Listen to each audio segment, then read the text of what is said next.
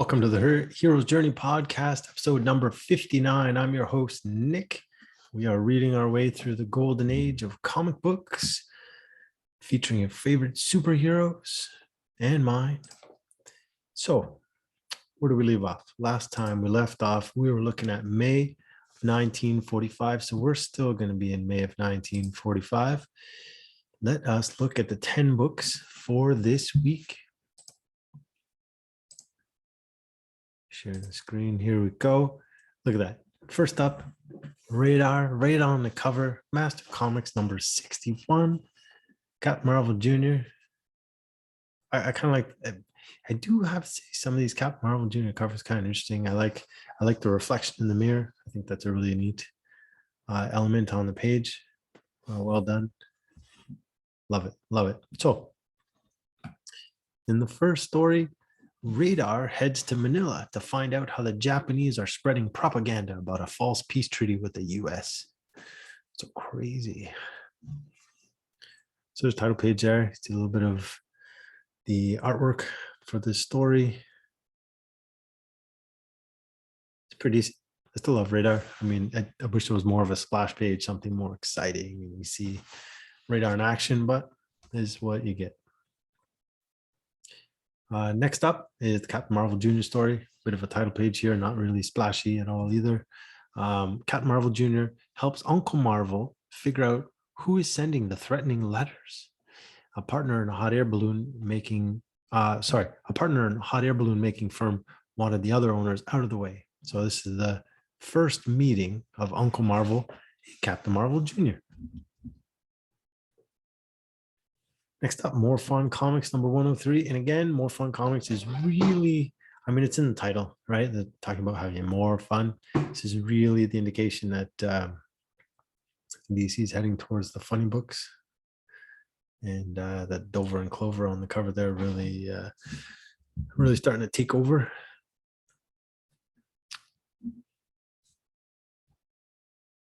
All right, so first up, we have the Green Arrow. Here's a nice splash page for him, right? Him and his buddy Speedy. So Green Arrow and Speedy are on the trail of Professor Million, who's actually trying to raise money for a man being framed for embezzlement. So Professor Million is trying to do a good deed through crime. Anyway, so Professor Million is back and up to his using his big brain for nefarious ends. After that, we have Superboy. Superboy and his pals are out on a school assignment when they stumble upon a professor who has been kidnapped so that he would give up the secret of his invention. So this is kind of, I want to say the first story that we're seeing with Superboy, where he's actively going after the bad guys and actively getting involved in something he sees going on. Whereas in the last story, things kind of happened to him and his buddies. And then the first story, it was more of an origin type thing. But here's where we see kind of Superboy coming into his own, not looking for trouble, but, witnessing trouble and then getting involved. There's a bit of definitely an evolution there for sure in the storytelling.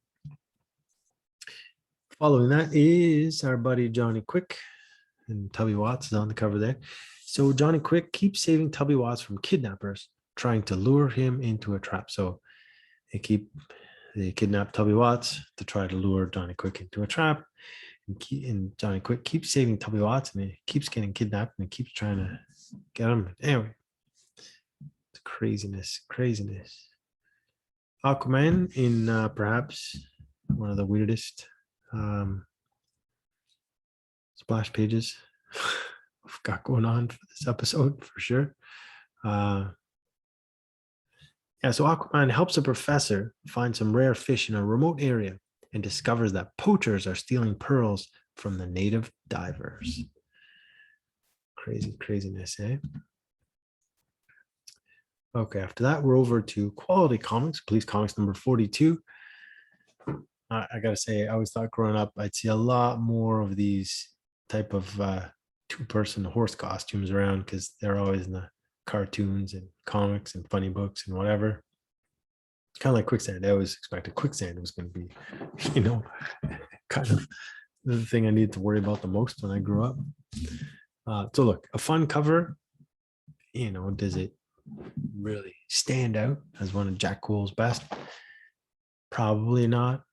Still fun cover. I like it. All right. So in the Plastic Man story, Plastic Man discovers that a scientist has found a new element that can cause large explosions in very minute quantities. And it turns out he's a bit of a firebug and just likes to blow things up. So, it's not a good combination. Human bomb, with, to be fair, probably one of the better splash pages that you see these days. The art on the main panel, really striking. I really like it. And that's pretty typical of the Human Bomb stories. Seems to be well done. Human Bomb helps a rare root supplier stop a crooked banker from foreclosing on her home. Right, so he needed some rare roots for his experiments. Went to see the supplier. Crooked bankers trying to foreclose on the home. Human Bomb was not a fan, and Hustis helped him out as well. Sensation Comics #1, with a really kind of eye-catching cover with this so much red. Really can't really pass up this cover. Really catches the eye. So in the Wonder Woman story, Wonder Woman intervenes when an old man with deadly octopus plants is out for revenge against the man who stole his business and his land. Mr. Terrific, a less exciting splash page. On the bottom there, some really big foreheads, apparently. I don't know. Mr. Terrific, I'm kind of reading through it because I started to, and now I'm kind of stuck doing it. Mr. Terrific figures out that an openly generous man is trying to lure his old partner in crime out into the open so he can settle a score. Sneaky, huh? And then there's Wildcat. Wildcat, kind of goofy, silly, because you got Stretch Skinner, who's just a, nonsensical character. The art, kind of simplistic, but whatever. It's mildly entertaining. Wildcat visits a cousin in Texas and takes down some escaped convicts while he's at it. Star Spangled Comics. I find on this cover is Star Spangled Comics #44.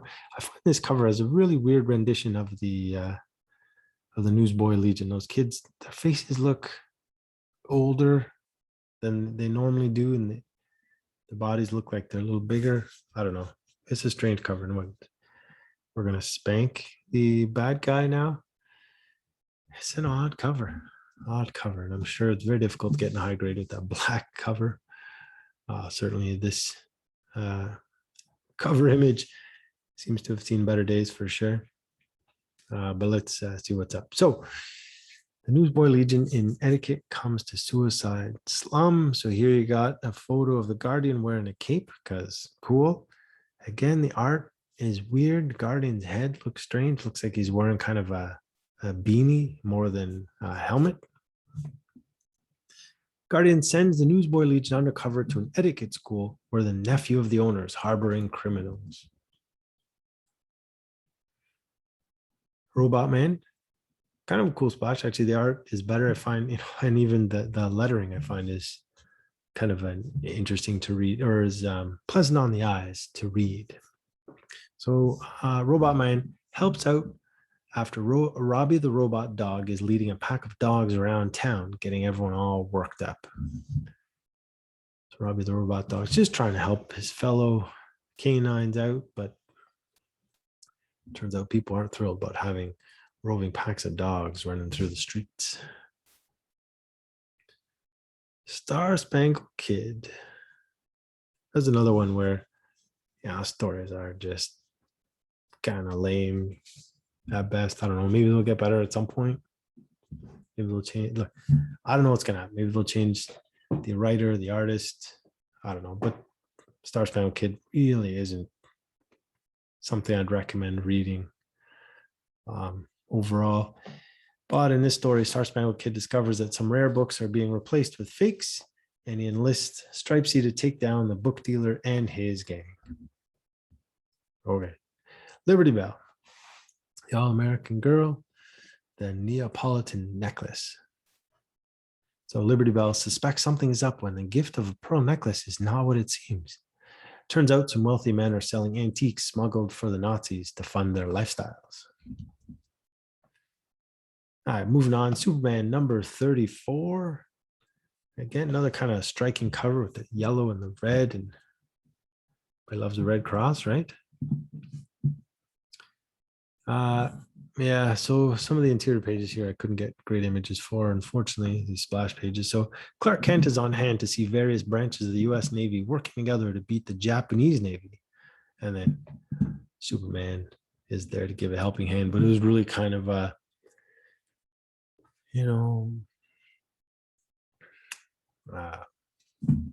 heartwarming story, or a, I don't know what the word is I'm looking for, but story just really shows how the branches of the Navy come together to, everyone's got each other's back. And together they can conquer everything. That kind of story. Lois Lane almost gets framed for, I didn't finish the sentence.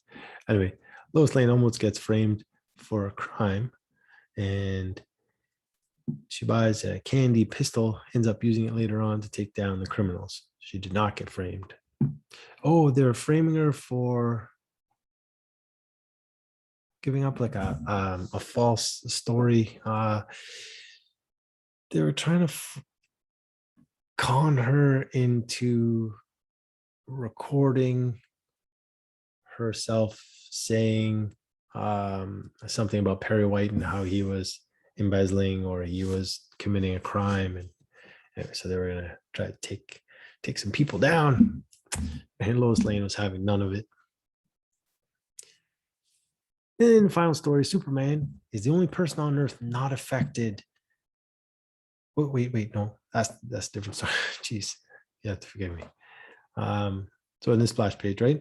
Canyon that went berserk. Great. All right. Clark Kent visits a fortune teller for some excitement, and he watches an adventure in a crystal ball where Lois finds out he's Superman. But it's one of those stupid imagined stories or a dream or whatever. It's never really happened. I just find them kind of pointless because they're not part of the continuity. They're might as well be a what if sort of story.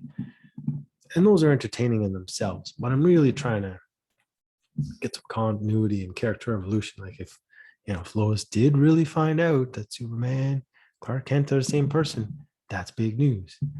But if he's just seeing it in like a fortune teller's crystal ball, nobody cares. All right, then Superman is the only person on Earth not affected by the ray, making people extremely run down. Superman is the only person on Earth not affected by the ray, making people extremely tired and lazy. And this is sent to Earth by the team up of Lex Luthor and some visiting aliens. So Lex Luthor tried to team up with some aliens. So, hey, you guys can take over this Earth, and then I want to be ruler as well, and we can partner up and take over. I'll show you how, right? So Lex Luthor in this story. Haven't seen him in a while, so that was kind of fun. All right, with comics number 65, Captain Marvel right on the cover there. I'm going to butcher that guy's name, I can tell you right now, but in the Captain Marvel story, it's Captain Marvel in the lab of Diogenes. I'm going to say Diogenes. Diogen. I don't know how to pronounce that. You can correct me if I'm wrong, whatever. But Captain Marvel catches some crooks with the help of a magic lamp that identifies good and bad people. And this fancy magic lamp, which has the power to tell you between good and bad people, is left in the hands of the night watchman over at Wiz radio station, because that's the most important thing that lamp should do, is be in the hands of the night watchman. Come on. it's a fun idea. I love the lamp that turns red when there's dishonest people around and green when honest people are around. That's great. But to leave it in the hands of night watchman, come on. All right. Ibis in the Unhappy Amoeba, which is a terrible, actually really unfortunate title, because the amoeba in this story was really happy-go-lucky. All he wanted to do, it wanted to smell the flowers, and that's it. And he accidentally was causing mayhem and destruction. But anyway, so Ibis the Invincible figures out how to stop a giant amoeba with a gentle soul from accidentally destroying everything. This amoeba was created in a lab by an angry professor trying to prove a theory. The theory was that, amoebas are like the most destructive thing around. And if amoebas were, size of like a human, they would just, gobble up everything and be unstoppable. So he was trying to prove his theory by growing an amoeba to just in size, and it kept doubling every time it ate something. And but he said the unhappy amoeba, it was happy. It was fine. It just wanted to go smell flowers. It just it wasn't even aware that it was unhappy or happy, or it was just seeking out some enjoyment. It was everyone else that was unhappy. So anyway, tell the story. Not accurate. And I read it, so I can tell you that's not accurate. Okay, Wow Comics. This is number 36. Kind of a fun cover. You got the whole definition of Shazam for Mary Marvel. All these very powerful women of history and legend and myth. And then in the story, Mary Marvel, the world's mightiest girl. Look at that. Mary Marvel and her neighbor, a professor, discover an old civilization buried right under their city. And the citizens of that civilization come to life when they're disturbed for a brief time. But they came, they were preserved by the dust down there. So once the dust was disturbed, they were able to come back to life. However, once they started walking around and terrorizing things, they aged very rapidly as the dust was no longer protecting them. So that was that. Okay, so with that, that's the end of May. June 1945 with Action Comics number 85. Kind of a fun cover, but yeah, fun cover. Why not? So we're in June. Wow, already 5 months down in 1945. I feel like 1945 is kind of moving right along, which is great. Superman, look at that. The Toy Man is back. Superman tries to keep up with Toy Man in his heist using toys to recover jade jewels that are said to lead to hidden stolen loot. So when Toy Man was in prison, his cellmate passed away, but before he passed away, Toy Man was able to figure out that this guy had hidden some sort of treasure map that you could puzzle together with some square J's that had diamonds in them, but they never really showed the map, so I don't know what became of it or how it worked exactly. But there was a throwaway panel at the end where it said, Superman recovered the loot and returned the money to the parties that owned the loot. But it was really vague and it's too bad.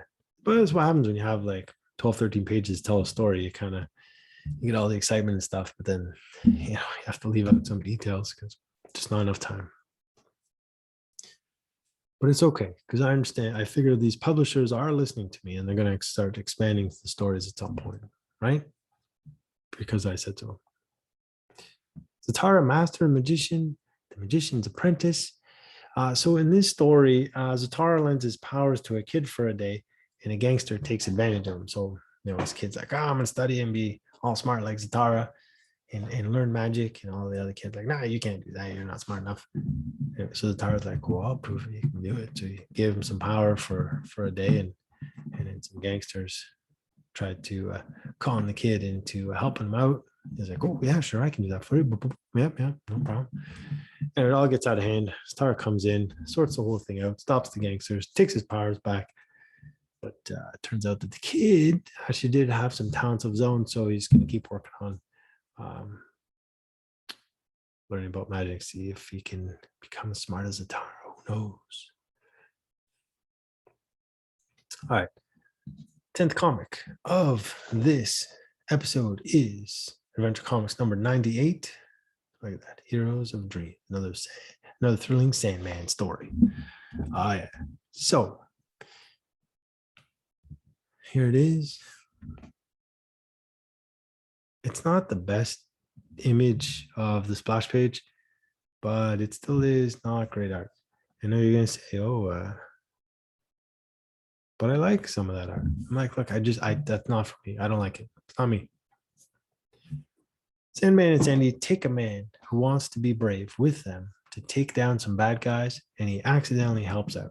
So this guy's like, he's able to help out in his dreams, and in his dreams he's very strong and brave and can take down the bad guys. So he decides, I'm going to do it in real life, So he tries to help out Sandman and Sandy. Like I said, accidentally does. Starman and twin stars of crime. So Starman finds out that one gang is trying to frame another, and then he winds up catching both of them. So look at that. Couldn't figure it out. It's like, I don't understand. This gang's still in their hideout, but their MO of robbing and whatever clues are left behind seems to have an alibi. I don't get it. I figured out that one gang was framing another by leaving clues and trying to point to these guys, and then he took them both down. Okay, so with that, that's it. Has 10 issues. Lots of yellow, lots of reds. I guess it's the colors they like to use in 1945. Again, no timely books. That's 2 episodes in a row. We haven't had any timely books. Just so happens, like I said, I don't plan it. Just reading 10 in a row based on my spreadsheet. Goes in cover date order, in alphabetical order for that date. But don't worry, there will be more timely books. It just so happens this time around there were not any timely books. But what did we have? We had a quality comic. We had 3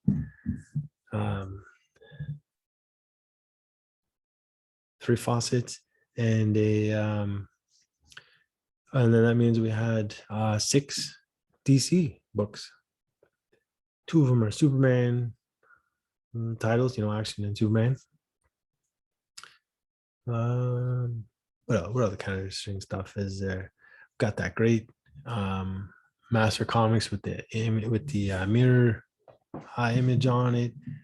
It's very striking. Sensation Comics, Superman comic, got that red cross that really stands out. The WoW comics, actually, I find it's interesting, the whole Shazam, and I do have to say these out of all the covers that we're going through these days in terms of consistency, I'd say the Fawcett comics between Mary Marvel, Captain Marvel Jr., Master Comics are some great covers. Wiz Comics, Captain Marvel Adventures, they're a little goofy for the most part and not as consistently eye-catching, we'll say. But the WoW comics, I like it. I don't know. It's simple. You're not going for any crazy complicated theme or anything, but fairly simple. Master Comics, it's great. Captain Marvel Jr., a lot of those covers are great. Sensation Comics still got that Harry G. Peter style on there with the interesting line work. I find these, I don't know, it's not, maybe I'm not excited about it as much as I used to be, but Star Spangled Comics never kind of caught my eye. Neither did Adventure Comics in terms of their covers. Police Comics, consistently fun covers, but nothing that dazzles or anything. More fun comics. I find these covers are kind of throwaway for the most part. That either you can read the gag on the cover and be entertained for half a second, but other than that, all right. So now you've had a chance to maybe look over the 10 books. try to figure out which one of these books is currently the most valuable in the market. So like the highest sale based on CGC sales that have been recorded over at Go Collect. What do you think? But it is that striking Sensation Comics. That's the Sensation Comics number 41. You got a 6.0 from April of 2021 for $780. That's the big book of the week here.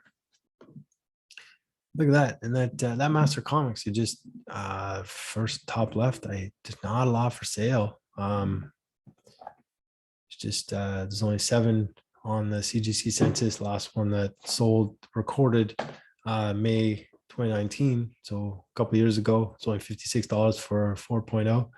To be fair, if I came across that 4.0 $56, I would definitely scoop that up in a heartbeat.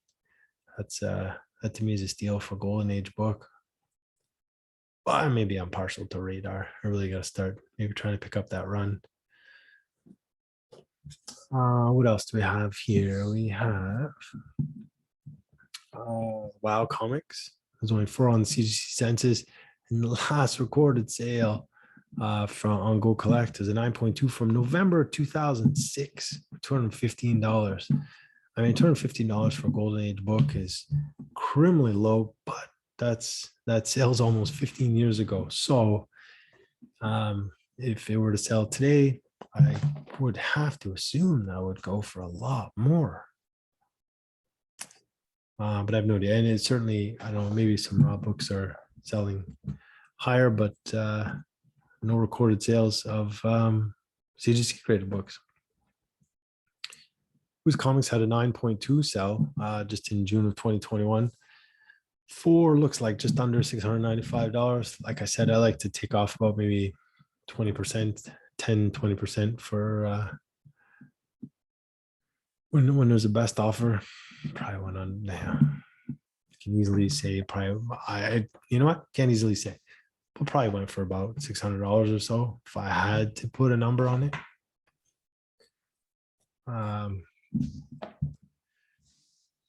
Well, you know, I thought that Superman comic would go for, I thought it would go, you know, for mid-grade like that, 6.0.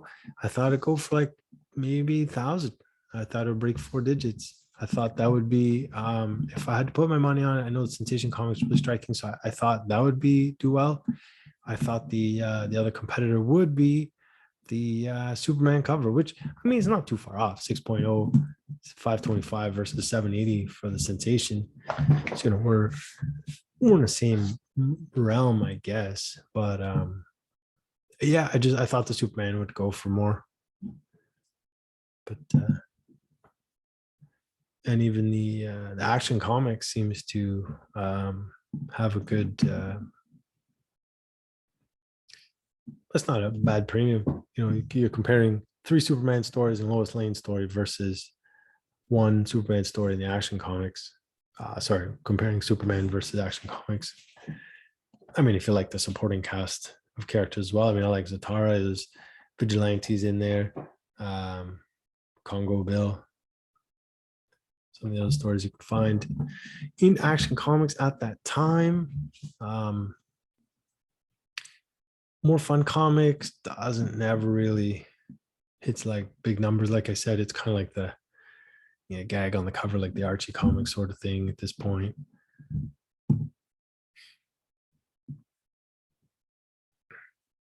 Adventure Comics 6.5, $340 seems, definitely on the lower end. But yeah, so that's gonna do it this week. I have to say, we saw an appearance of the Toy Man. Professor Million made a comeback. Got a nice cover. Some mildly interesting things in some of these issues. Great, we're moving right along. We're into a different month, June 1945. Now, June is going to be the quarterly, so it's going to be a little bit of there'll be more issues in this month. So spoiler, there will be some timely books coming up, of course, because we're not done with timely. There's just not as many published as some of these other books. It's the way it is. And I mean, it's just not published as often. There's not as many issues. It just makes sense that the timely books would command more of a premium. It just, you could tell they're more scarce. There's just not as many around. I mean, just look at this set of 10 books. You've got 2 Superman books right there. Plus you've got 3 Marvel family books. So, I mean, it makes sense that the Marvel family, was really popular back then, but clearly a lot of stories were published with these guys. So that there's not a scarcity. Scarcity is not going for these books. It just, I know, like the Master Comics, sure, there's only 7 on CGC Census, but that's for that one issue. But you can get Wiz Comics, you can get a ton of them. Captain Marvel Adventures, tons of them. Mary Marvel. It just seems like there's more in the market and they're readily available. And I mean, look, they're not, the timely books tend to have some really classic, iconic covers and really good detail. And anyway, so can't wait to see those. I'm loving this project. I can't wait to see what comes up next and what's going to come of it. And hey, you're welcome to. I love everyone joining me on this journey. I'll comment, subscribe. Look, if you just want to watch me and Anthony talk to each other in the comments, that's fine too. Anthony, I appreciate all the background information that you provide. I learn a lot from your comments, and it's great. It's helping me on my little journey here of discovery, because it to be honest, it's great. I don't have, there's nothing spoiled for me, right? Because I don't know what's coming up. Like I said, like I've said in the past, I started reading comics in the mid to late 80s and into the 90s, growing up as a kid. And so I know a lot of the storylines from that time and that era, but I knew nothing about the golden age when I started this project. Really, really nothing. I mean, sure, I knew Superman's origin because it had been retold however many times and and reprinted and whatever, and then movies and all that fun stuff. So that wasn't like a big shocker that he's from another planet. Sorry if I spoiled that for you. But yeah, like I didn't know a lot about a lot of these other characters and how they got their start and their stories, and how most of these books were anthologies to start. And it's been a great learning experience, and I'm loving picking up all this great information. It's just fun. Like I'm not looking to be like the foremost authority on any of these issues. I'm just enjoying the ride. This is it. It's fun, I don't ever expect someone to call me and be like, oh, hey, do you know what happened 10 issues back and this and that? I won't know. I don't care. I'm not doing it for that. I'm reading the books. I make a point of putting them in the episode, talking about what's in them, and get some splash pages, interiors, and all that fun stuff. So just trying to give people an idea of, what's actually inside the books, as opposed to just looking at the cover and throwing it away. And, or, oh, I got this CGC book. Yeah, it's great.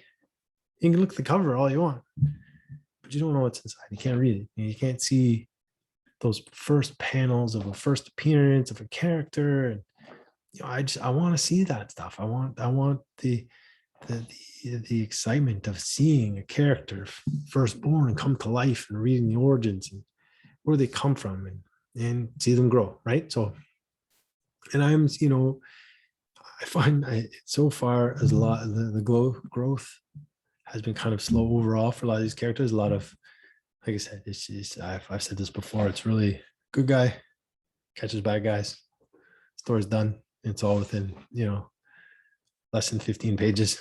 A lot of them, some are 8 pages, some are 6 even, but majority are around 12, 13 pages, these stories. So, they're really quick throwaway stories. We had the Captain Marvel Adventures issue, had that serial that ran for 25 issues, but that was it. Other than that, these stories don't carry over from issue to issue. It's very rare that there's an arc that carries over for more than one issue. So I'm looking forward to that. I don't know when that starts. Please don't tell me if you know, but I'm looking forward to when that kind of changes, and I'll read, when it comes to that point, I'll start reading them as an arc, and I'll, like if Superman in there spans 3 issues, I'll read Superman, the issue, and then the following issue, and the following issue, so that I get the whole story all at once, Now, when I was a kid, I read the issue and then I have to wait till the next month and read the next issue and then really try to think, what the hell happened last month? I was reading so many comics, I don't remember what the hell happened. Anyway, so now at least I have the good fortune of being able to read them all in a row once we get to that point. So looking forward to that. I really am. That'll be the best part when we get to the story arcs and stuff. But I'm looking forward to seeing the changes. I know a lot of things are going to evolve in the comic industry in the 40s and into the 50s. And then, get to the 60s. I mean, we're way off from being in the 60s and seeing a lot of those characters come to life, but we'll get there. I'm confident we'll get there. Anyways, thanks very much for tuning in. If you watch this far, I appreciate you listening to my rant, and take care of yourselves out there.